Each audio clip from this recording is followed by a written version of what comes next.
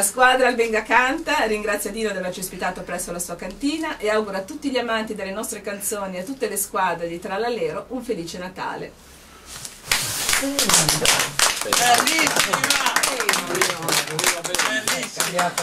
Tu scendi da